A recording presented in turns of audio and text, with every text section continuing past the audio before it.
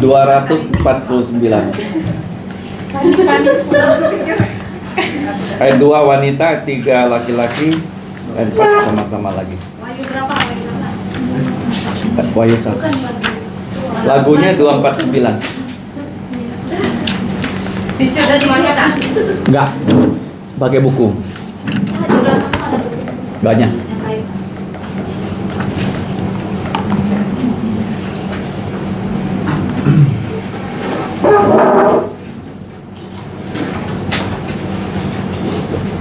Ku serahkan untuk Yesus.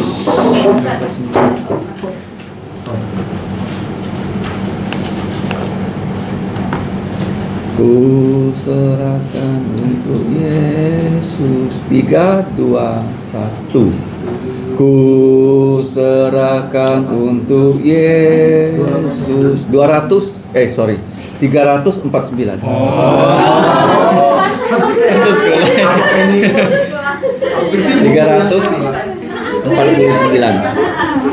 beda 100. Aku pikir awalannya di sini Pak Peter, terus kita kayak di sininya. Ya, 349. Untuk Yesus Tuhanku. 1, 2, 3. Ku serahkan untuk Yesus semua yang ku miliki, pikiran perbuatanku, ku serahkan untukmu. Untuk Yesus, untuk Yesus, untuk Yesus Tuhanku.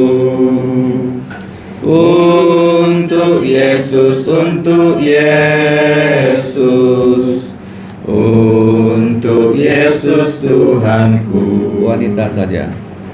Tanganku serahkan untuk Yesus, tiap langkah ikutmu, dan mataku pandang Yesus, mulutku memujimu. Sama-sama. Untuk Yesus, untuk Yesus, untuk Yesus Tuhanku. Untuk Yesus, untuk Yesus, untuk Yesus Tuhanku. Pria saja.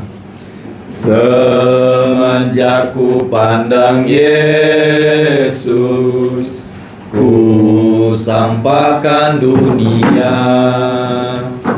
Bila ku ingat salibmu, kau menjadi milikku.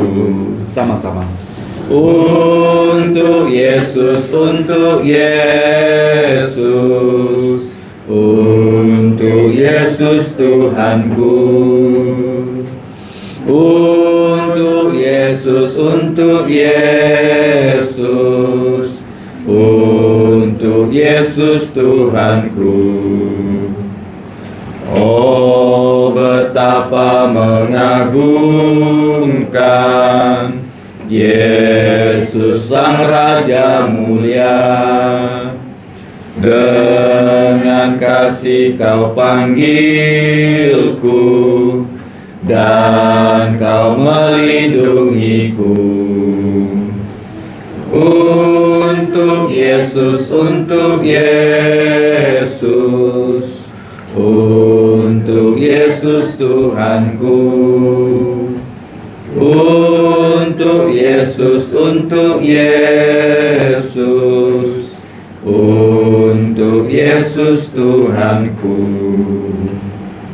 Kaum wanita yang paling banyak menulis pujian namanya Fanny Crosby ya.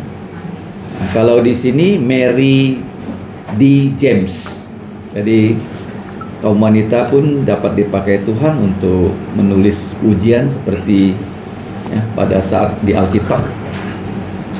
Seperti di buku 1 Samuel ya, mamanya Samuel yang bernama Hana. Mari kita berdoa.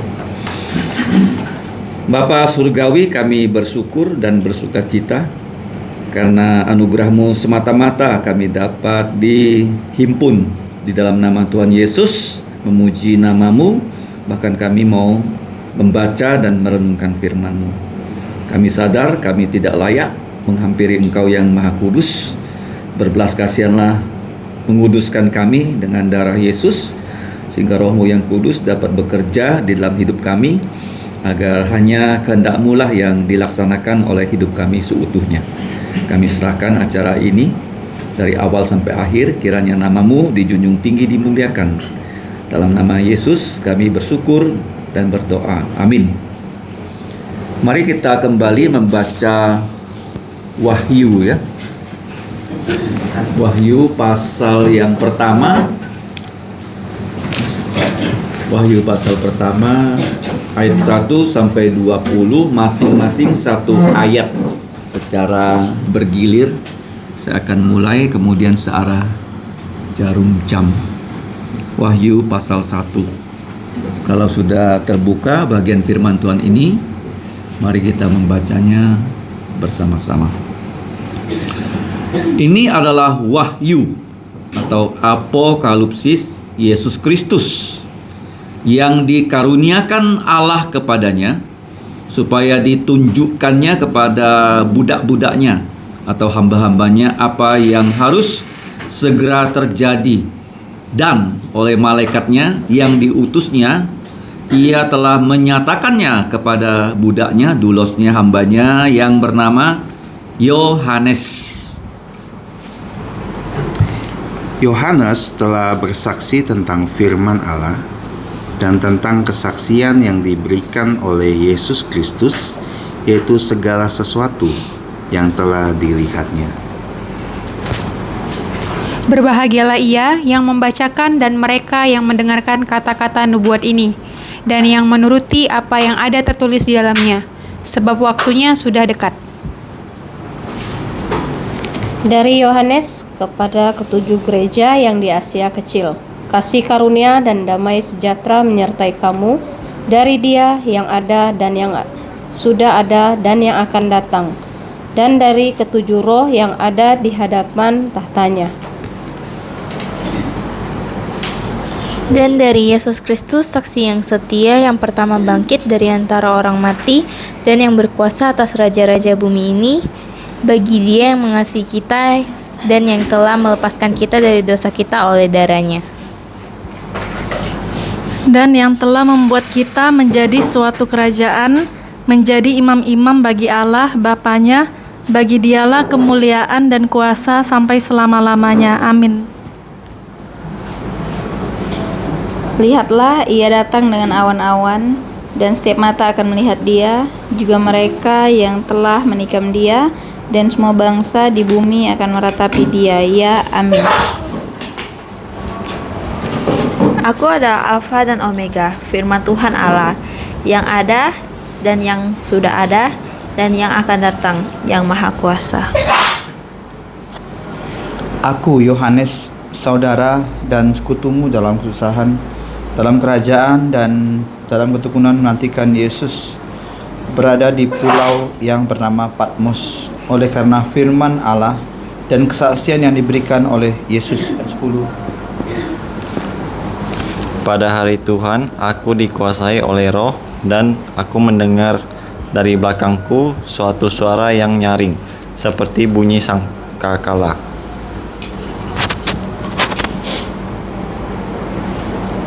Katanya, apa yang engkau lihat tuliskanlah di dalam sebuah kitab dan kirimkanlah kepada ketujuh jemaat ini, ke Efesus, ke Smyrna, ke Pergamos, ke Tiatira, ke Sardis, ke Philadelphia, dan ke Laodikia. Lalu aku berpaling untuk melihat suara yang berbicara kepadaku. Dan setelah aku berpaling, tampaklah kepadaku 7 kaki dian dari emas. Dan di tengah-tengah kaki dian itu ada seorang serupa anak manusia, berpakaian jubah yang panjangnya sampai di kaki, dan dadanya berlilitkan ikat pinggang dari emas. Kepala dan rambutnya putih bagaikan bulu yang putih metah, dan matanya bagaikan nyala api. Dan kakinya mengkilap bagaikan tembaga membara di dalam perapian. Suaranya bagaikan desau air bah. Dan di tangan kanannya ia memegang 7 bintang. Dan dari mulutnya keluar sebilah pedang tajam bermata 2. Dan wajahnya bersinar-sinar bagaikan matahari yang terik. Ketika aku melihat dia, tersungkurlah aku di depan kakinya seperti orang yang mati. Tetapi dia meletakkan tangan kanannya di atasku, lalu berkata, "Jangan takut, aku adalah yang awal dan yang akhir. Dan yang hidup, aku telah mati, namun lihatlah, aku hidup, sampai selama-lamanya dan aku memegang segala kunci maut dan kerajaan maut."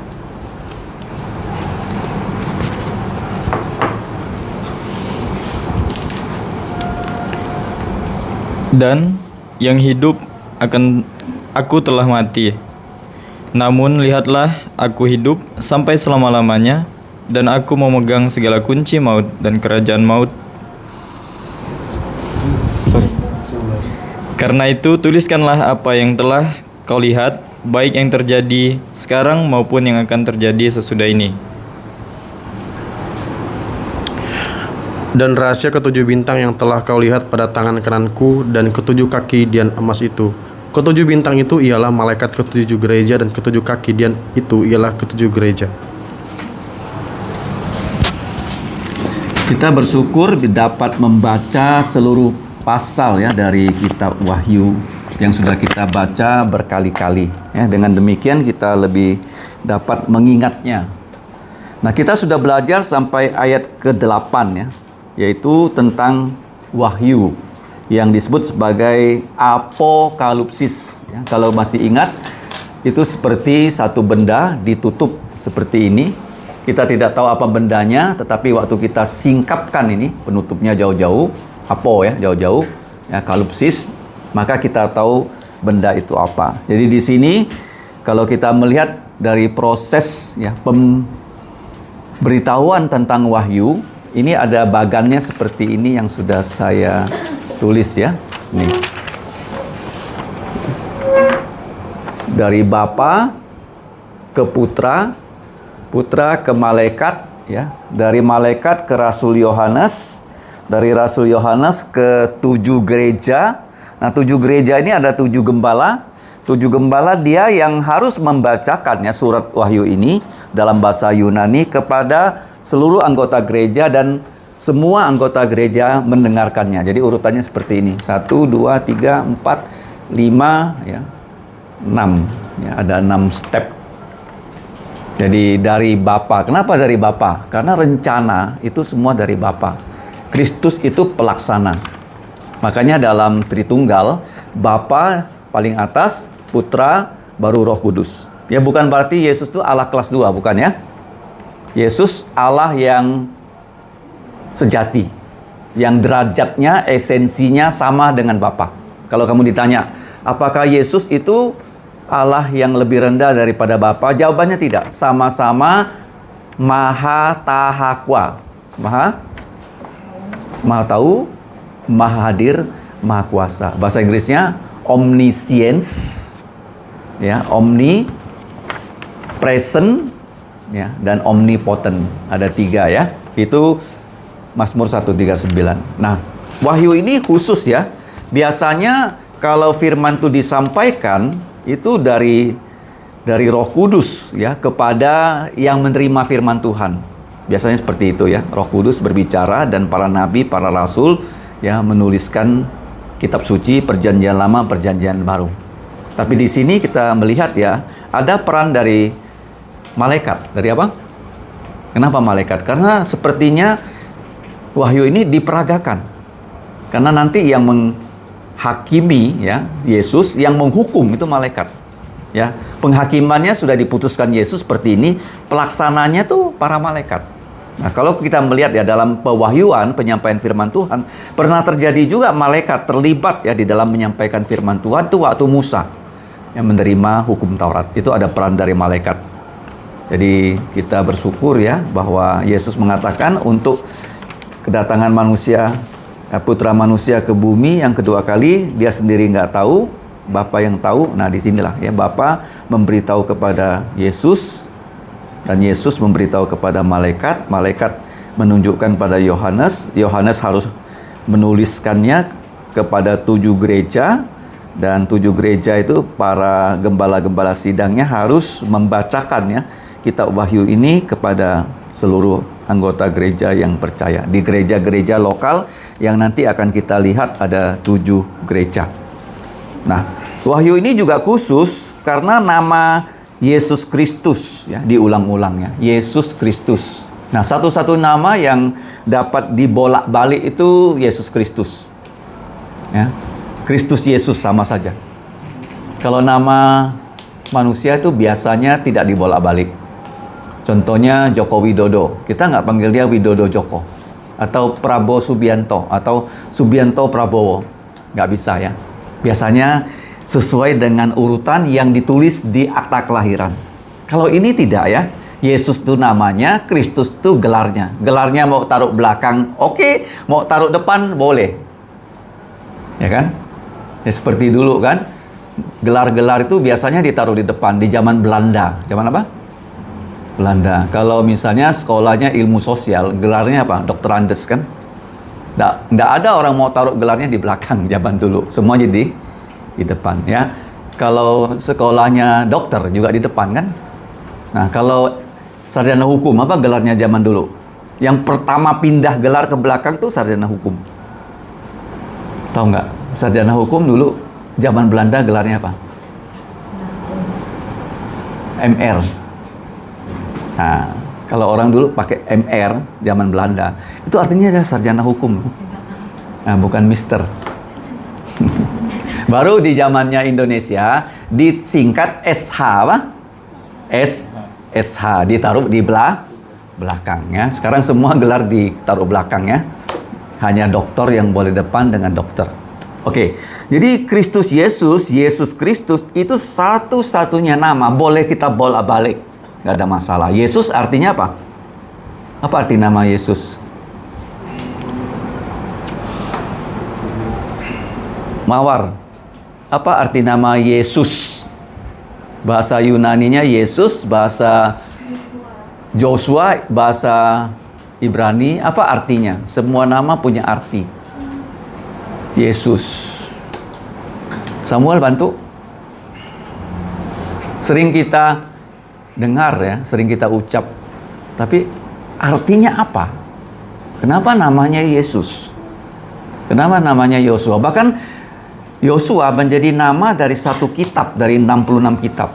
Nama Yosua sama dengan nama Hosea. Coba ditulis ya. Yosua sama dengan Hosea, sama dengan Yesus. Artinya apa? Tuhan juru selamat. Ya, kita tidak bisa menyelamatkan diri kita sendiri, hanya Yesus saja yang bisa menyelamatkan kita melalui inkarnasinya. Dia kalau tidak datang sebagai manusia, dia juga tidak bisa menyelamatkan kita. Makanya dia datang sebagai manusia, menjadi Adam yang terakhir. Tetapi bedanya dengan kita, dia tidak pernah berbuat dosa saja. Semua yang lain sama. Saya mendengarkan satu pendeta aneh di Jakarta. Dia mengatakan Yesus dikandung daripada Roh Kudus. Dia tidak punya bapa jasmani, sehingga Yesus itu tidak punya pusar. Tahu nggak pusar kan? Dia bilang Yesus tak ada udel. Dia bilang. Ya, itu dugaan dia ya. Jadi kalau kita melihat gambarnya Yesus itu bukan Yesus loh. Yang digambar rambutnya gondrong, brewok gitu ya. Nah, bukan. Nggak ada orang pernah lihat wajah dia di zaman sekarang untuk menggambar fotonya. Paham ya?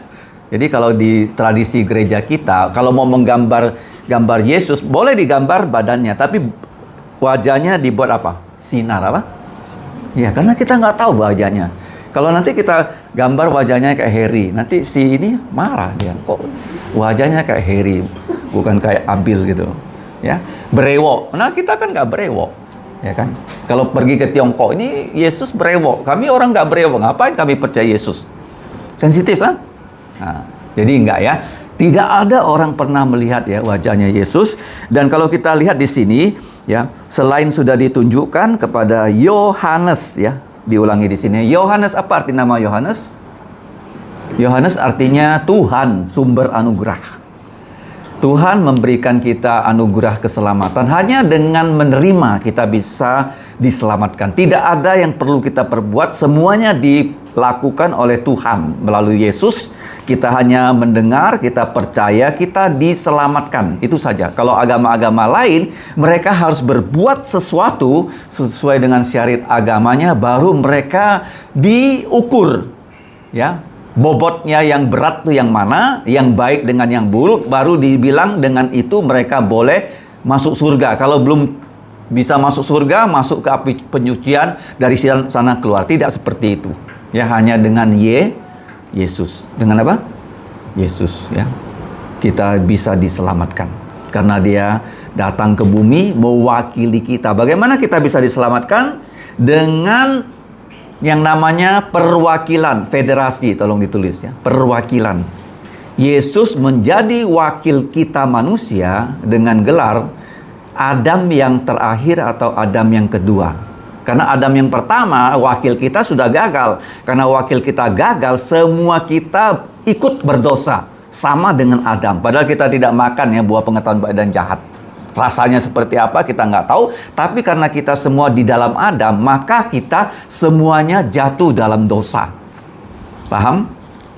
Nah, satu orang berdosa, seluruh manusia berdosa. Ini juga sama, satu orang menjadi wakil, ya, mentaati seluruh hukum Taurat. Seperti Yesus, dia mentaati seluruh hukum Taurat loh. Karena dia orang Yahudi, dia disunat pada hari ke-8. Ya, pernah saya jelaskan kenapa hari ke-8 kan? Masih ingat nggak, Saudara Heri? Kenapa disunat pada hari ke-8? Tidak seperti Abraham, umur 100, keburu mati, nggak sempat disunat. Orang Arab, belasan tahun. Yahudi, Yesus, 8 hari. Masih ingat? Siapa yang ingat? Dicek. Cek apanya? Tapi dia darahnya, ya. Jadi misteri ini tidak ada yang tahu. Sampai satu dokter di Inggris, dia memeriksa darah bayi. Bayi diperiksa darahnya 1 hari, bisa mengumpal, tapi nggak bagus. 2 hari naik lagi, 3, 4, 5, 6, 7, 8. Jadi darah bayi umur 8 hari sama dengan darah orang dewasa. Jadi kalau disunat pada hari ke-8, tidak akan pendarahan sampai nggak bisa membeku. Jadi Tuhan yang membuat tubuh, dia yang tahu. Tentukan hari keberapa? 8. Siapa yang disunat hari ke-8? Orang Israel, termasuk Yesus. Ya, Yesus. Karena dia orang Israel, maka dia disunat pada hari ke-8 dan diberi nama Yesus. Nah, sekarang flashback ya. Kristus, apa arti Kristus? Kristus bahasa Yunani, bahasa Indonesianya yang diurapi, bahasa Ibraninya Mesias. Bahasa Arabnya Al-Masih. Al-Masih itu the Messiah. Al itu artinya the. Al ini apa? Al ini apa? Definite article untuk the. Kalau Alkitab artinya the book, apa? Inggrisnya ini namanya apa? The book ya. Alkitab. Nah, Kristus Al-Masih atau Mesias ya, Hamaseah. Itu yang diurapi karena dia punya 3 jabatan, 3 pelayanan, yaitu Nabi, Imam, Raja. Nabi, Imam, Raja. Nabi seperti Musa, imam seperti Melkisedek, raja seperti Raja Daud. Kenapa Nabi? Dia memberikan kita kitab suci perjanjian baru sehingga kita punya kitab suci yang lengkap. Itu Yesus ya, kitab suci, Nabi. Yang kedua, kenapa dia imam? Dia mati untuk dosa kita. Dia tidak pernah menyembelih 1 ekor pun anak domba. Dia sendiri anak domba Allah. Kemudian yang ketiga, kenapa dia raja? Karena dia bangkit dari kematian, mengalahkan maut. Jadi dia nabi, imam, raja. Makanya namanya di sini diberi gelarnya Kristus Yesus atau Yesus Kristus. Nah, kalau kita membaca Injil, jarang penulis Injil menyebut namanya. Yohanes, kalau kamu baca Injil Yohanes, nggak ada nama Yohanes. Dia tidak mengatakan saya Yohanes yang disuruh menulis Injil Yohanes. 1, 2, 3 Yohanes juga nggak ada namanya. Nggak ada namanya loh. Kenapa di sini ada namanya? Nah, ini mulai dipakai oleh Rasul Paulus waktu dia menulis surat kepada gereja. Karena ini surat. Surat itu tentu harus ada pengirimnya kan? Tapi surat ini sebenarnya dari Yesus hanya melalui Yohanes ditulis. Nah, Yohanes tadi sudah saya katakan namanya Tuhan memberikan anugerah keselamatan. Nah, kemudian Yohanes ini dia juga pernah ya menjadi gembala sidang di gereja Efesus. Tolong ditulis ya. Yesus menyerahkan Maria kepada Yohanes untuk dijaga karena Yesus akan naik ke sorga. Dan Yohanes ternyata menurut sejarah gereja pernah membawa Maria, ibu kandung Yesus, ke Efesus. Waktu Yohanes menjadi gembala sidang di kota Efesus. Ya, kota yang paling besar pada saat itu di Asia, yang sekarang letaknya di Turki. Di mana? Di Turki ya. Sekarang tinggal puing-puing ya. Kalau kita ke sana, Turki itu, kota Efesusnya sudah tinggal puing-puing. Sudah saya jelaskan, 7 gereja itu letaknya seperti ini kan, jarum jam kan? Efesus, Smyrna, ya, Pergamus, Tiatira, ya, PTS ya, Sardis, ya, Philadelphia dan Laodikia. 7 gereja begini. Oke. Nah, kemudian kalau kita melihat ya, Rasul Yohanes diperintahkan untuk menulis wahyu. Kira-kira tahun berapa? Injil Yohanes ditulis kurang lebih tahun 90, 85 sampai 90. Persisnya kita nggak tahu ya. Jadi setelah gereja berdiri tahun 30. Kalau tahun 90 berarti gereja sudah berdiri 60 tahun. Berapa? Iya, jadi gereja-gereja itu sudah menyebar ya. Yerusalem, Yudea, Samaria sampai ke ujung bumi. Yesus datang ke bumi ya dalam Matius pasal yang ke-18. Mari kita buka ya. 16 ya, ayat 18. Bukan pasal 18 tapi 16-18. Matius 16 ayat 18. Tujuan Yesus ya adalah mendirikan gerejanya dan memberikan firman-Nya ya kepada gerejanya. 16-18. Mari kita baca. Dan aku pun berkata kepadamu, engkau adalah Petrus, dan di atas batu karang ini aku akan mendirikan gerejaku, dan alam maut tidak akan menguasainya. Nah, Petrus batu kecil, batu karang, bukit batu adalah Yesus. Jadi di atas Yesus sendiri akan didirikan gerejanya. Nah, sekarang kita lihat ya, kepada gereja yang didirikan Yesus, apa yang Yesus berikan. Mari kita buka dalam kitab Efesus 4 ayat 11. Jelas di situ ya. Di dalam gereja ini yang harus ada. Tidak boleh tidak ada. 4:11. Mari kita baca Efesus 4:11. Dan ialah yang memberikan baik rasul-rasul maupun nabi-nabi, baik pemberita-pemberita Injil maupun penggembala-gembala dan pengajar-pengajar. Jadi dan ialah yang memberikan kepada gereja. Ya, kepada siapa? Gereja. Nah, gereja diberikan para rasul, para nabi itu adalah nama lain dari ini. Apa? Ini. Kitab suci. Kitab suci inilah dasar dari gereja. Dasar apa? Dari gereja ya, yang tidak pernah berubah. Kemudian untuk ya kitab suci ini bisa dipercayai perlu apa? Pengabar-pengabar Injil, ya kan? Pemberita-pemberita Injil. Nah, banyak nggak tahu apa itu Injil. Injil itu sebenarnya berita bahwa raja kita pergi berperang, dia menang. Seperti kita bawa kontingen ya, ke luar negeri. Katakanlah main badminton. Menang kan? Pasti pulangnya ke Jakarta diarak kan? Betul nggak? Bahkan dulu menang sekali aja dikasih arloji Rolex. Ada dengar nggak kemarin? Heboh kan? Hanya menang sekali, belum menang sampai ke final sudah dikasih hadiah. Nah, Yesus sudah menang, mengalahkan maut, dan pemberita Injil itu pergi kemana-mana ya, kepada orang yang semua kalah dengan maut. Kita bilang, kamu ikut raja ini, kamu menang. Menang apa? Nanti diberi hidup yang kekal. Itulah Injil loh. Semua manusia akan masuk neraka loh. Hanya dengan Injil ini kita bilang, Yesus sudah mati untuk dosa kamu. Kalau kamu percaya, dosa kamu diampuni. Dia sudah mati, dia sudah dikubur, dia sudah bangkit, dia menampakkan diri, dia sudah punya tubuh mulia, dia akan berikan pada kita tubuh mulia. Itu yang kita beritakan. Dan kalau orang percaya, nah, dia mengalami kemenangan seperti Yesus. Jadi pemberita Injil itu penting ya. Jadi dari Yesus, dia sendiri pemberita Injil, dan orang yang percaya juga pemberita Injil. Setelah Injil ya diberitakan, kamu lihat apa yang berikutnya. 4:11. Gembala. Sebenarnya tidak ada dalam Alkitab tuh namanya pendeta. Kenapa ada pendeta? Ya, waktu Injil masuk ke Indonesia, di zamannya dulu kan banyak Hindu Buddha, apa? Jadi ditanya, siapa kamu? Kalau dibilang gembala, mereka heran kan. Apa tuh gembala? Ya, peternak sapi apa? Jadi diambillah istilah yang sama, vendetta, apa? Nah, itu nama dari Hindu.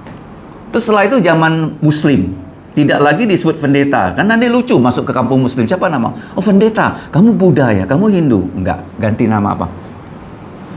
Kiai. Ya, Kiai. Pernah gembala itu dikasih gelar Kiai ya? Kiai Peter Yongsan. Benar loh, kamu cek di internet. Kiai Sadrak. Kiai apa? Gereja Kristen Jawi. Tolong ditulis tuh, Kiai Sadrak. Betul loh. Dia bukan pendeta, dia bukan gembala, dia kiai. Enggak, karena dia masuk ke tempat orang yang belum Kristen. Dia tanya, siapa kamu? Pendeta, dia bilang ya. Sekarang pendeta supaya beda diganti pendeta. Aslinya tuh nggak gembala ya. Gembala. Jangan panggil saya kiai ya. Kiai yang nggak ada hajinya. Ada kiai yang tidak ada hajinya. Kiai Sadrak apa? Betul loh, dalam sejarah gereja ada Kiai Sadrak loh. Sejarah gereja Indonesia. Ya, Kiai Sadrak ya. Coba Sirin tanya bapaknya, tahu nggak nama Kiai Sadrak? Ya, tanya ya. Tes ya. Atau ini Kristi juga anak pendeta. Oke, jadi kita lihat ya, setelah gembala itu kerjanya guru ya, guru itu mengajar ya, guru juga bahasa India ya, guru ya. Oke. Kalau guru sebenarnya bukan guru ya, aslinya guru. Apa? Pernah lihat movie nggak? Filmnya apa? Guru. Ada lihat ya? Bukan guru, benar guru. Karena susah bilangnya guru, jadi guru. Nah, kalau di Malaysia bukan lagi guru, cikgu. Orang suka ya ubah istilah supaya cocok dengan apa?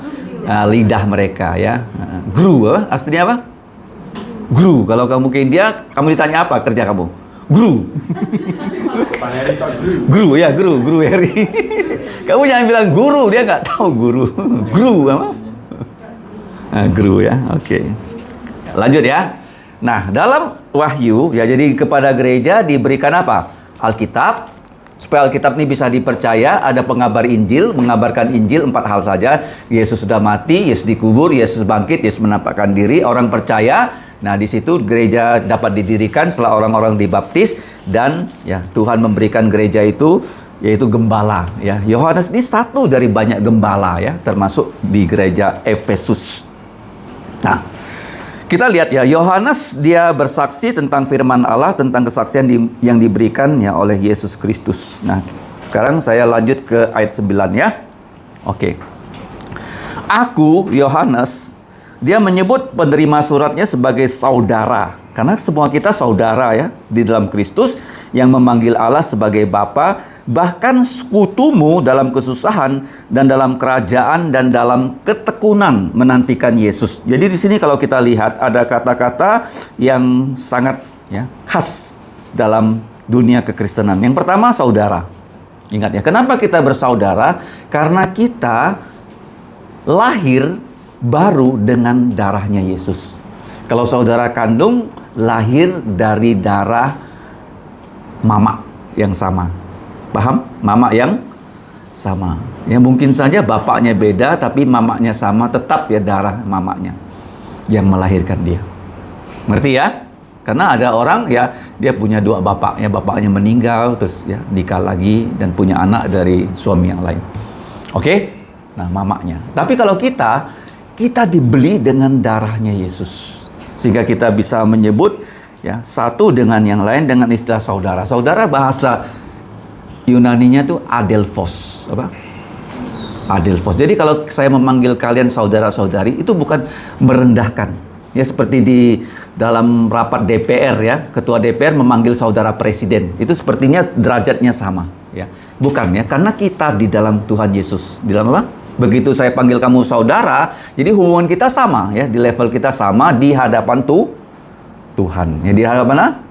Tuhan ya, di hadapan Tuhan, di dalam Kristus, saudara, karena kita sama-sama percaya Yesus. Yang kedua, sekutu. Nah, sekutu ini penting ya. Kata sekutu ini bekerja bersama-sama. Ada kata bekerja bersama-sama. Kalau sekutu itu ada usaha bersama yang kita lakukan bersama-sama. Ya, sekutu. Ya. Tetapi di sini sekutu dalam kesusahan. Kesusahan di sini adalah tribulasi ya, bahasa Inggrisnya, tribulation ya. Jadi kalau kita percaya Yesus, kita itu pasti mengalami penganiayaan. Pasti itu ya. Karena dalam ucapan bahagia ya, bahagia yang ke-8 adalah berbahagialah kamu ya kalau kamu dianiaya karena kebenaran. Jadi Yohanes di sini kenapa dia dalam kesusahan, tolong garis bawahi, karena dia dibuang ke Pulau Patmos. Dibuang loh. Umurnya sudah hampir 100 tahun. Jadi surat Yohanes ya, Injil Yohanes ditulis tahun 90-an, Wahyu ditulis kurang lebih tahun 95. Sebelum abad berganti. Jadi usia Yohanes juga sudah 90-an, hampir 100 tahun. Dia disuruh menulis kitab Wahyu. Ya, perbuatan yang sangat susah karena sudah tua kan, harus menulis. Dan pada zaman dulu kan tidak ada komputer ya seperti zaman sekarang. Ya, dia dapat melaksanakan semua ini karena apa? Karena pertolongan Tuhan. Ingat ya, makanya dia bilang sekutumu dalam kesusahan, karena pada zaman itu orang-orang Kristen banyak yang dianiaya, banyak yang dibunuh. Jadi penganiaya orang Kristen itu pertama orang Yahudi ya, seperti Rasul Paulus kan. Dia membunuh ya orang Kristen, seperti Stefanus dibunuh, dia melihat langsung, dia menjaga pakaian orang yang merajam batu Stefanus. Kemudian setelah orang Yahudi ya tidak lagi ya bisa menganiaya orang Kristen karena sudah tersebar ke seluruh dunia. Dan iblis memakai orang Roma. Orang apa? Roma. Ya, menganiaya orang Kristen. Sampai ada satu kaisar yang nekat ya. Dia mau membangun kota Roma. Dia membakar kota Roma. Kemudian dia membangun daerah kumuh. Waktu kota itu dia bakar, dia di istananya main kecapi. Terus orang bertanya ya kepada pemerintah Roma, siapa yang menyebabkan kebakaran kota Roma? Dia tunjuk orang Kristen loh. Nah, sejak saat itu orang Kristen dibenci, diburu, dibunuh oleh kerajaan Roma. Sampai nanti ada kaisar yang bernama Kaisar Konstantin. Baru selesai ya penganiayaan itu. Ya, jadi ada sejarawan yang bernama Tertullian, tolong ditulis Tertullian, nama yang penting. Dia mengatakan ya, oleh darah orang Kristen lah ya, bibit-bibit ya, kekristenan itu tumbuh dengan subur. Itu Tertullian, dia sejarawan gereja ya, oleh darah ya para martir yang menyiram ya benih-benih firman sehingga firman itu bisa bertumbuh dan berkembang. Oke, makanya di sini ada disebut sekutu dalam kesusahan. Ya, orang kalau sekutu biasanya sekutu apa? Sekutu dalam kesenangan kan. Tapi di sini sekutu dalam kesusahan. Kemudian dalam kerajaan dan dalam ketekunan. Nah, kata ketekunan tolong digarisbawahi, ada kata hupomone ya, dalam bahasa aslinya hupomone. Hupomone itu adalah sabar terhadap keadaan susah. Ada dua ya kata sabar di Alkitab. Yang pertama itu hupomone, sabar seperti intan. Yang kedua panjang sabar, makrotumia, itu sabar terhadap orang-orang yang tidak ramah sama kita. Jadi dua macam sabar ya. Kasih itu panjang sabar, ya sabar terhadap orang yang tidak ramah sama kita, yang tidak baik sama kita. Itu namanya panjang sabar, makrotumia. Nah, sedangkan hupomone ini sabar menanggung penderitaan. Seperti intan. Seperti apa? Intan ya, berlian intan. Intan itu rumus kimianya sama dengan arang ya, saudari Tia. Rumusnya apa? Karbon kan? Nah, kalau intan itu satu biji kecil itu harganya mahal sekali, bisa 100 juta. Kalau arang 1 kilo baru berapa? 10.000 untuk bakar sate. Rumus kimianya sama. Tapi kenapa berbeda? Karena intan itu digali dari dalam bawah tanah, ya seperti di Afrika Selatan. Itu intan itu adalah karbon yang ditekan dengan tekanan yang tinggi sekali, tetapi tidak pecah. Namanya hupomone. Ya, kalau kita percaya Yesus, kita ditekan ya oleh keadaan yang susah, kita tidak pecah.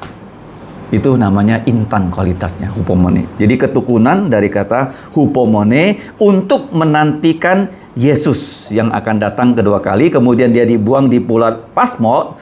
Saya tadi sudah katakan Patmos ini sampai sekarang ada pulaunya loh. Lebarnya, panjangnya kurang lebih 35 km persegi. Nggak besar. 35 km persegi. Berarti 7 km kali 5 km. Ya, 35 kan?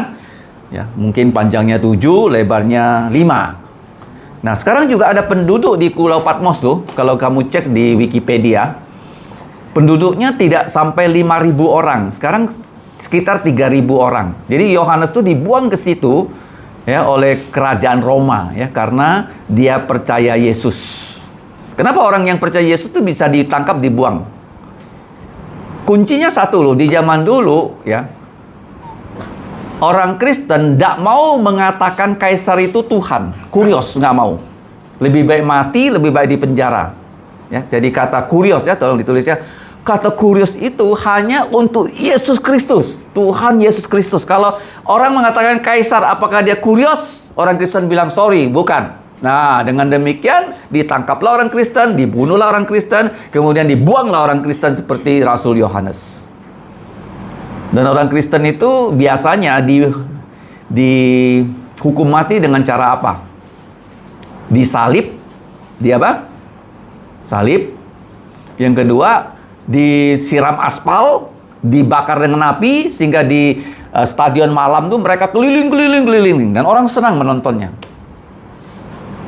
Ya, kalau orang Yahudi menghukum mati orang Kristen dengan apa? Rajam batu. Ha? Kalau orang Roma bisa dipenggal seperti Paulus karena dia warga negara Roma. Kalau bukan orang Yahudi disalib seperti Petrus. Tapi ada juga disiram aspal, dinyalain dengan api, dia lari di stadion. Orang nonton, wah, tepuk tangan. Atau diadu dengan binatang buas, gladiator. Itu orang Kristen zaman itu. Siap mati ya. Atau dibuang seperti Yohanes untuk kerja paksa. Itu apa? Kerja paksa. Paham ya? Nah, jadi dia berada di Pulau Patmos, umurnya sudah hampir 100 ya, oleh karena firman Allah, bahkan kesaksian. Nah, kata kesaksian ini perlu ya. Kalau firman itu ada 2 kata dalam Perjanjian Baru. Yang pertama tuh logos. Apa? Guru perlu tahu kata logos. Kenapa logos? Logos ini firman, dia yang menciptakan langit bumi dan segala isinya. Yesus yang menciptakan, firman itu pencipta dengan berfirman. Kalau kamu ditanya, bagaimana Yesus menciptakan langit bumi? Dengan berfirman. Bahasa Yunaninya apa? Logos. Nah, kemudian kita manusia yang diciptakan sesuai peta teladan Allah, kita bisa punya logika, apa? Ya, matematika kan ada logika kan? Logika. Ya. Logika. Jadi logika itu artinya segala sesuatu bekerja sesuai dengan hukum alam. Hukum apa? Itu logika ya. Logika itu sesuai dengan hukum alam. Dan manusia yang bisa berlogika, binatang nggak bisa. Ya, logik ya. Itu namanya logikos. Logikos. Makanya ilmu yang kita pelajari ada loginya. Biologi, apalagi? Geologi, sosiologi, kriminologi. Kenapa logi? Karena pakai logik. Pakai apa? Logik. Ya, paham ya? Jadi kata logos ini penting ya. Kenapa dia berada di Pulau Patmos? Karena logos ya dari Allah, Yesus sendiri, karena kesaksian. Nah, kata kesaksian ini juga kamu garis bawahi, itu adalah kata martir. Martir. Kalau di gereja itu ada 3 macam. Yang pertama kita sudah bilang sekutu, itu koinonia. Seperti saat ini kita bersekutu. kata martir itu marturia, ya. Yang berikutnya kita membantu orang tak mampu namanya diakonia. 3 hal ya gereja ya. Diakonia, marturia, dan koinonia. Ingat baik-baik ya. Diakonia membantu para janda yang tidak punya makan diberi makan. Koinonia bersekutu. Marturia bersaksi pada orang yang belum kenal Yesus. Ingat ya, ada 3 ya. Nah, kamu lihat ya. Dia berada di Pulau Patmos karena firman Allah, karena kesaksian yang diberikan oleh Yesus. Nah, ayat 10, pada hari Tuhan. Ini penting ya. Hari Tuhan digarisbawahi, dalam bahasa Inggrisnya the day of the Lord atau Lord's Day. Ya, Lord's Day. Kalau kita sebut hari Tuhan, bahasa Latinnya apa? Apa bahasa Latinnya hari Tuhan? Siapa yang belajar bahasa Indonesia? Brasil kah? Apa hari Tuhan? Bahasa Latinnya apa? Minggu. Tolong ditulis, minggu itu artinya hari Tuhan. Tapi bahasa apa? Latin. Seringkali kita tahu namanya tapi tak tahu artinya. Oke. Minggu itu bahasa Latin artinya hari Tuhan. Itu hari keberapa kira-kira kalau di sini Minggu? Hari pertama. Hari pertama, hari Yesus bangkit, itu sekarang punya nama. Sebelumnya nggak ada nama. Semua hari, hanya hari Sabtu, hari Sabat yang punya nama. Waktu Allah menciptakan langit dan bumi, hari pertama sampai hari ke-6 semua tidak ada nama. Masih ingat? Hari pertama, Ehad. Hari kedua, Senini. Hari ketiga, Selisih. Itu bukan nama.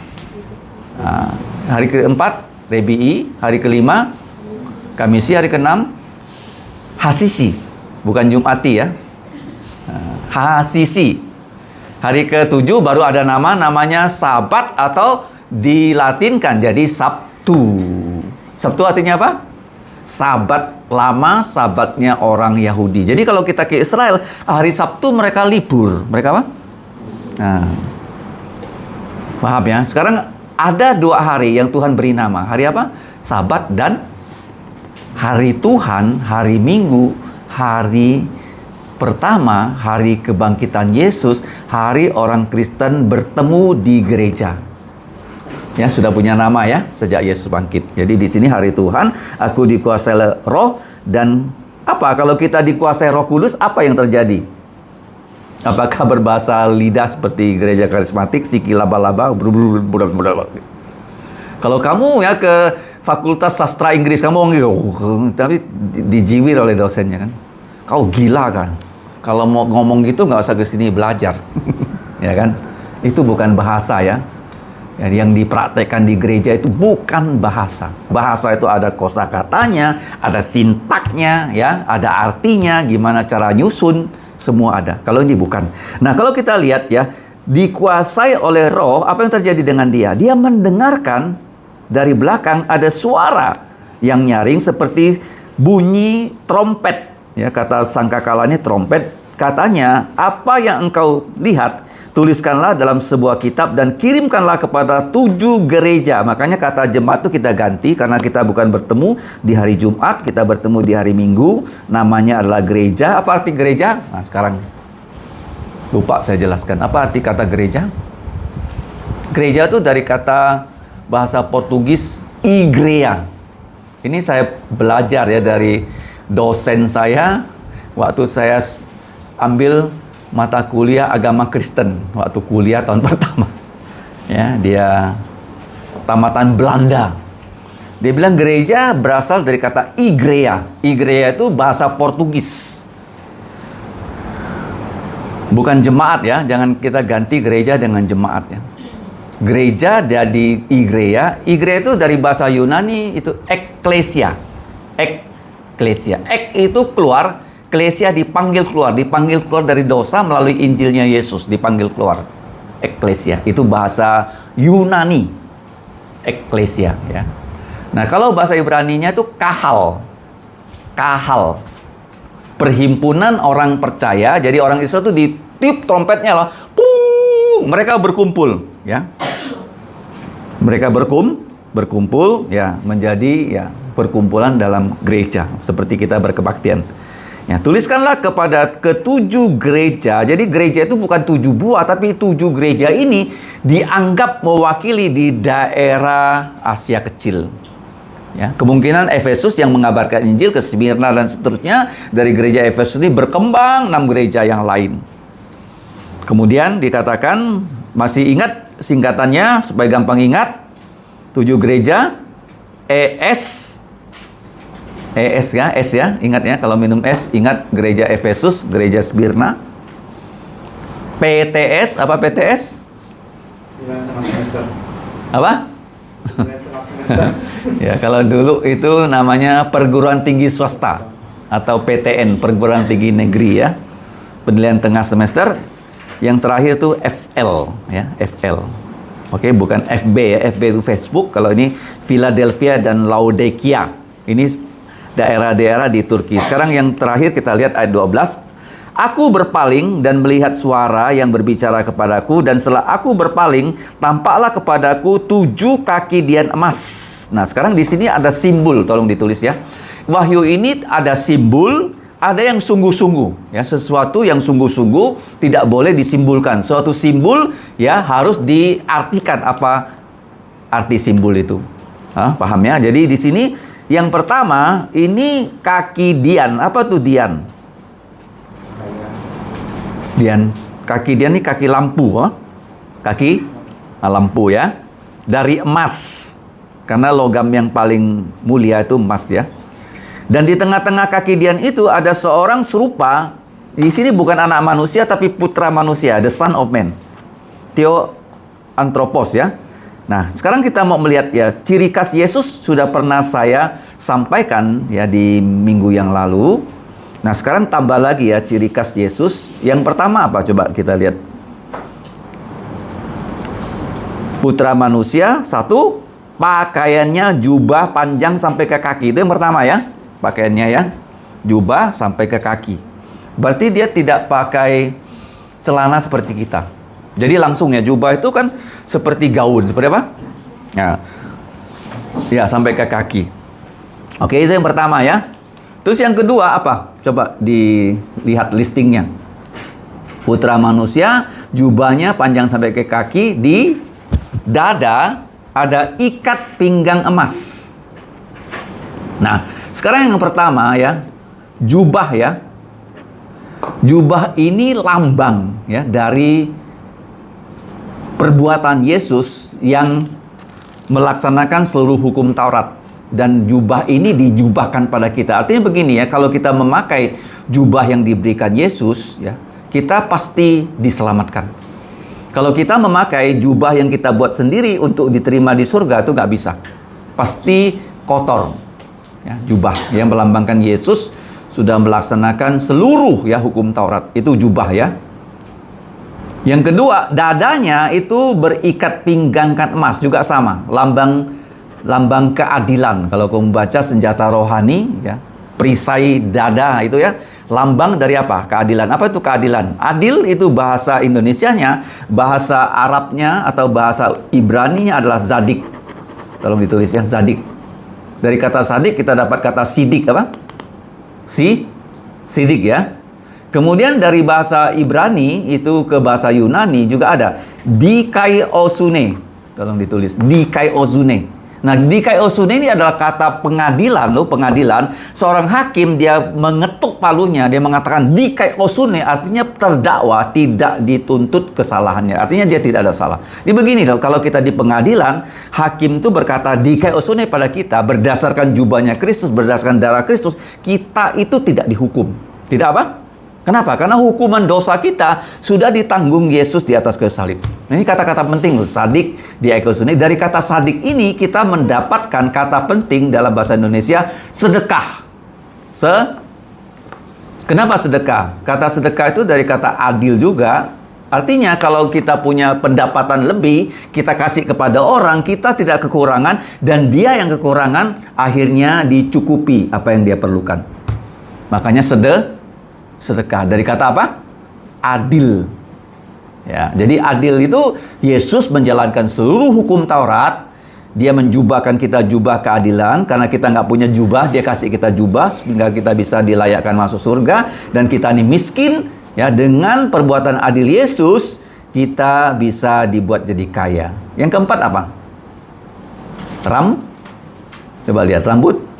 Apa menjadi ciri khas rambut Yesus di situ? Hah? Apa? Rambutnya apa? Putih. Bagaikan? Yang putih. Ya. Kenapa rambut? Lambang apa nih kalau putih? Kekal, apa? Oke, ditulis ya, rambut lambang apa? Kekal ya. Yang berikutnya yang kelima, mata nyala api. Lambang apa tuh? Kenapa Yesus matanya itu nyala api gitu? Lambang apa? Maha tahu ya. Oke, maha tahu. Kaki kilap ya. Di sini kakinya dikatakan mengkilap bagaikan tembaga membara yang di dalam perapian. Itu melambangkan dia maha kuasa sebagai hakim. Sebagai apa? Hakim ya. Yang ketujuh, suaranya desau air bah. Nah, biasanya suara yang keras sekali itu suara air terjun. Suara apa? Ya, zaman dulu belum ada speaker yang besar. Jadi suara yang paling besar tuh ada dua saja sumbernya. Satu apa? Guntur. Puah, ya. Yang kedua apa? Air terjun. Nah, air terjun ini kenapa ada suara desau seperti air bah? Itu artinya firman Yesus itu untuk seluruh suku-suku di dunia. Seluruh suku di dunia. Kemudian tangan Tuhan Yesus, ya tangan kan, memegang 7 bintang. Apa tuh 7 bintang? Nanti kita lihat di sini ya. Gambarnya gini ya. Nih. Ini namanya manorah. Ya, di bait Allah ada di sebelah kiri, sebelah di sini. Ya, jadi bait Allah ini di bagian belakang ruang Maha Kudus. Ini ruang kudus. Sekarang sudah tidak ada ya, ruang kudus Maha Kudus sudah terbelah jadi dua ya waktu Yesus mati. Jadi di ruang Kudus dan Maha Kudus ya, di sana ruang Maha Kudus, di sini ruang Kudus, ada tirai. Nah, di samping di depan tirai ini ada meja pembakaran ukupan, lambang doa. Lambang apa? Doa. Kita berdoa pada Bapa. Nah, di sebelah kiri ada lampu yang seperti ini, lampu manorah. Cabangnya 7. Cabangnya apa? Nah, Yesus memilih 7 gereja, dan di samping kiri ini ada lampu manorah seperti ini dari emas bunyi. Kemudian di sini kalau kita lihat 7 berarti ya gereja Efesus, gereja Smyrna, Pergamus, Tiatira, Sardis, Philadelphia, Laodikia. Dan ada bintangnya. Apa bintangnya ini? Memegang 7 bintang. Bintang itu lambang dari gembala. Setiap gereja Yesus memberikan gembala-gembalanya. Ya, kalau nanti kamu baca bukan lagi bintang tapi disebut malaikat. Apa? Malaikat itu artinya utusan ya. Ini bukan malaikat-malaikat yang di surga itu. Jadi gereja itu gereja di bumi. Setiap gereja Tuhan Yesus akan tempatkan gembalanya seperti Petrus ya, seperti Yohanes, Paulus, Timotius, Titus dan sebagainya. Oke?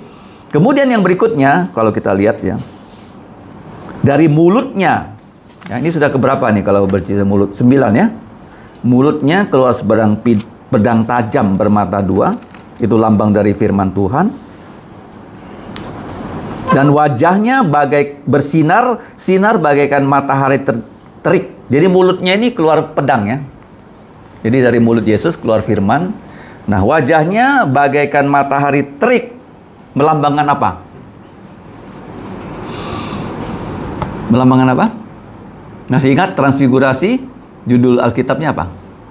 Coba buka di dalam Matius 17. Yesus berubah rupa, judulnya apa? Transfigurasi. Itu namanya berubah rupa. Apa judulnya? Matius 17. Kalau berubah rupa artinya apa? Mulia. Kenapa mulia? Karena waktu Yohanes hidup bersama Yesus 3,5 tahun, dia melihat Yesus tuh sama dengan dia. Wajahnya sama, Paham ya? Tidak nampak. Jadi Yesus meninggalkan kekayaannya sorga dan kemuliaan sorga datang ke bumi. Dia tinggalkan semua loh. Dia tinggalkan, menjadi budak, bahkan mati di atas kayu salib. Jadi sekarang dia kembali ke posisinya. Kamu baca dalam Injil Yohanes 17. Ya, Matius 17 ada hubungannya dengan Yohanes 17. Yesus berdoa, "Ya Bapa, ya, aku akan kembali kepadamu dan permuliakanlah padaku sendiri dengan kemuliaan yang kumiliki di hadiratmu sebelum dunia ada." Ayat 5, coba baca sama-sama. Jadi wajah yang bercahaya melambangkan Yesus itu adalah Allah yang mulia. Ayat 5, 17:5, Yohanes, kita baca sama-sama. "Dan oleh sebab itu, ya Bapa, permuliakanlah aku padamu sendiri dengan kemuliaan yang kumiliki di hadiratmu sebelum dunia ada." Jadi di sini Yohanes betul-betul melihat Yesus dalam statusnya sebelum dia inkarnasi. Ya, pahamnya. Makanya Yesus ya, di pelayanannya banyak orang nggak percaya dia adalah Tuhan. Ya, wajahnya bagaikan matahari. Jadi kita sudah ya mengulas ada 10 item ya, tambahan dari yang kemarin. Kita lanjut, hampir selesai. Bagaikan matahari terik. 17, ketika aku melihat Yesus, di sini tersungkurlah aku di depan kakinya. Jadi tersungkur ini ya adalah begini ya. Kalau gereja karismatik sekarang kebiasaannya begini loh. Orang didorong. Jatuh ke mana? Jatuh ke mana? Dia didorong. Pernah lihat nggak pendeta mendorong orang? Ada lihat? Jatuh ke mana? Ke belakang. Siapa yang jatuh ke belakang di Alkitab? Siapa? Bukan di gereja loh. Orang yang menangkap Yesus di Taman Getsemani. Begitu dihentak Yesus, mereka jatuh ke. Itu bukan menyembah loh. Tapi sekarang dipakai di gereja seolah-olah menyembah. Ya. Jadi yang jatuh yang benar gimana? Jatuh ke depan. Nah, kita harus waspada loh ya terhadap apa yang terjadi. Jadi kalau kita lihat di sini, Yohanes saja tersungkur di depan kakinya Yesus seperti orang mati, tetapi Yesus sekarang meletakkan tangan kanannya di atas Yohanes. Ya, jadi kalau mau dengan tangan menempel tubuhnya orang, pakai tangan apa? Kanan. Kapan itu terjadi? Di gereja. Waktu apa? Dibaptis. Dibaptis. Tapi Yesus waktu dia naik ke sorga, berkatnya gimana? Ini atau ini? Di gereja sekarang ada pendapat loh, gak usah angkat tangan. Itu pendeta Kwek Sanyu, dia berkat gak pernah angkat tangan. Kalau Jeffrey Ku, gini. Kalau memberkati orang nikah ya gini lah ya. Tapi karena dua jadi dua. Ya. Nah, kalau Yesus naik ke sorga, tangannya dua. Ya.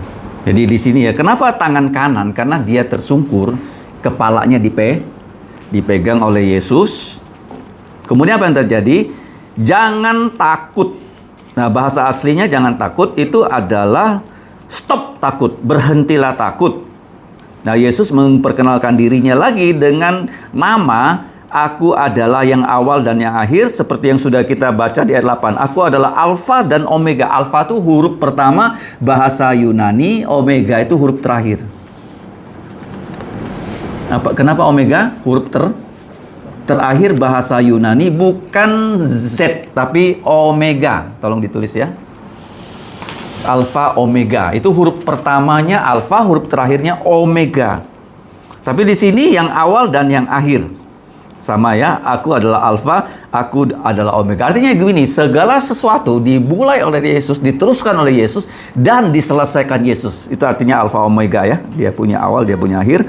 Kemudian dia juga mengatakan, aku ini yang hidup, aku telah mati. Ini kita semua sudah tahu, namun lihatlah aku hidup. Karena dia mati di hari Paskah, dia bangkit di hari pertama, aku hidup sampai selama-lamanya, dan aku memegang, nah ini pentingnya, segala kunci maut. Kenapa kunci maut itu banyak ya?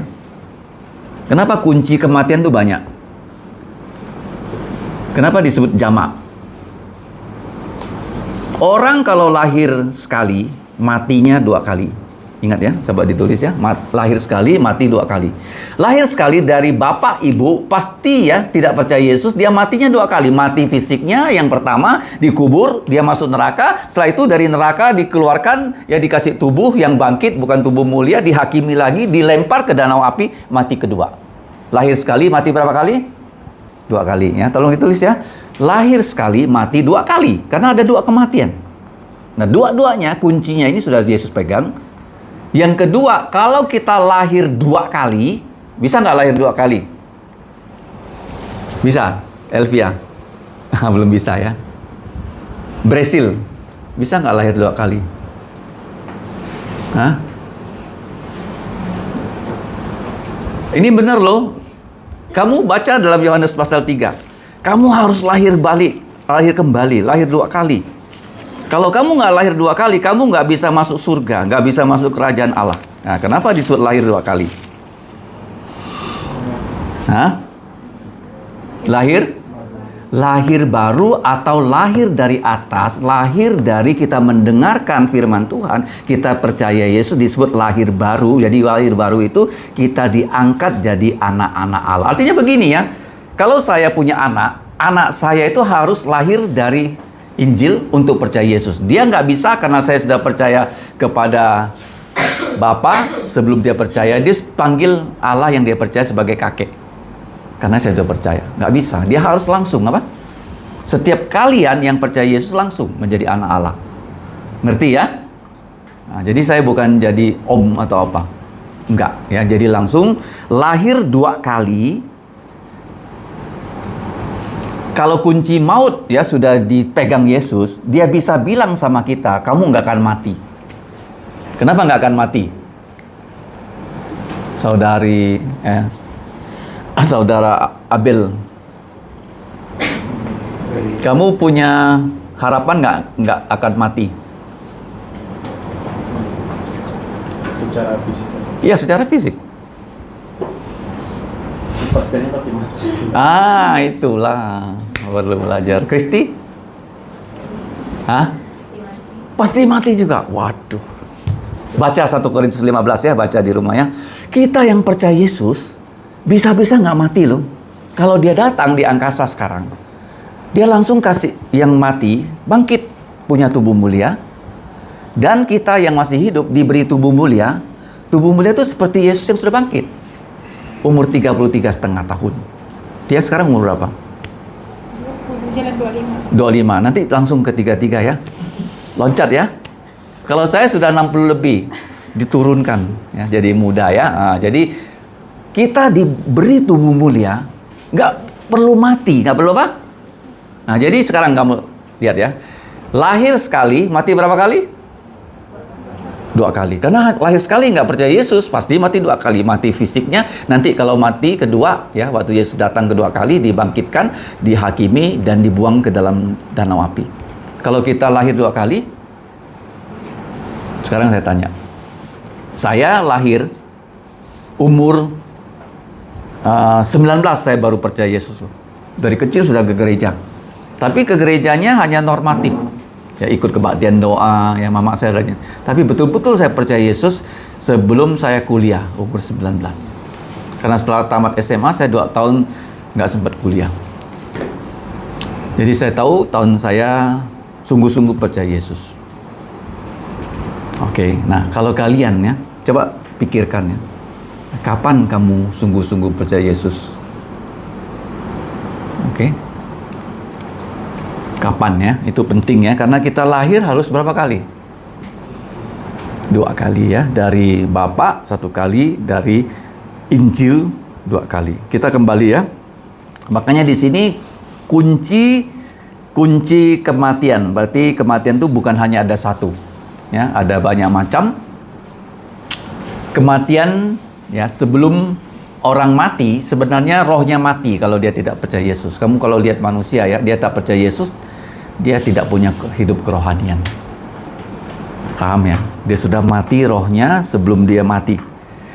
Nah, kemudian kerajaan maut ya. Apa itu kerajaan maut? Kerajaan maut sekarang kan sementara itu ada di neraka ya. begitu orang mati tidak percaya Yesus dilempar ke situ, itu disiksa siang dan malam, ya, tidak ada kawan, ya, karena satu orang dengan orang lain dihukum tidak ketemu, apinya sangat panas, ulatnya tidak pernah mati, artinya orang itu tidak akan sembuh kalau sakit, ya, itu namanya kerajaan mautnya. Tadi kita sudah baca, kita lanjut. Karena itu tuliskanlah apa yang telah kau lihat. Dia sudah tua sekali, hampir 100 tahun, baik yang terjadi sekarang maupun yang akan terjadi sesudah ini. Yang terjadi sekarang itu adalah di pasal 1, pasal 2, pasal 3, ya. Yang terjadi di surga, ya, pasal 4, pasal 5. Yang akan terjadi kelak, pasal 6 sampai 19. Kemudian pasal 20, kerajaan 1000 tahun, dan 21, 22 itu masa atau zaman kekekalan. Ayat 20 kita baca sama-sama sebagai penutup. Dan rahasia ketujuh bintang yang telah kau lihat pada tangan kananku dan ketujuh kaki dian emas itu. Ketujuh bintang itu adalah malaikat ketujuh gereja, dan ketujuh kaki dian itu adalah ketujuh gereja. Jadi di mata Yesus yang ada hanyalah gereja apa? Gereja. Ingat ya, Yesus mendirikan gereja. Gereja boleh punya macam-macam pelayanan termasuk sekolah, tapi utamanya di mana? Gereja, ya. Utamanya di mana? Gereja, bukan sekolah. Sekolah hanya membantu gereja, karena sekolah itu dibuka oleh gereja, maka gereja juga membantu. Intinya apa? Anak-anak yang kita layani satu hari, dia harus percaya Yesus dan ke gereja. Paham ya? Bukan hanya pinter, tapi dia juga menjadi anak Tuhan, ya, yang berada di dalam gerejanya Tuhan Yesus. Makanya kaki lampu ini adalah gereja, ini kan. Kemudian ini bintangnya siapa? Malaikatnya adalah gembala. Ya. Jadi Yesus sebagai kepala gereja, dan gereja itu adalah diberi dua nama, ya, gereja. Satu, tubuh Kristus. Tubuh Kristus, ya, bisa melaksanakan apa yang Tuhan Yesus kehendaki. Yang kedua, gereja adalah mempelai wanita yang menerima kasih Yesus. Mempelai wanita, ya. Jadi intinya gereja Tuhan Yesus Kristus di muka bumi, gereja yang kelihatan dan gereja yang tidak kelihatan, ya, yang sudah ada di buku kehidupan. Gereja tidak kelihatan di mana? Daftarnya di mana? Buku kehidupan. Semua nama sudah ada di situ, ya. Tapi gereja yang kelihatan ada sih, ya, buku ini anggota gereja, tapi belum tentu orang yang namanya masuk di situ sudah percaya Yesus. Paham? Jadi itu satu tantangannya untuk kita. Mari kita berdoa. Bapa, kami sungguh bersyukur pada hari ini pasal 1 dari kitab Wahyu sudah kami renungkan, walaupun ya tidak banyak yang bisa kami pelajari, tetapi apa yang sudah kami pelajari kiranya kami mengerti, kami mau terus mengingatnya untuk memberkati hidup kami, dan kami bisa menjadi saluran berkat rohani kepada siapapun yang ada di sekitar kami. Tolonglah kami ya Bapa, ampuni dosa kami, dengarkan doa kami dalam nama Tuhan Yesus. Amin. Sebelum kita pulang, kita akan masuk dalam persekutuan doa singkat. Kalau ada yang ingin didoakan, silakan disampaikan pokok-pokok doanya.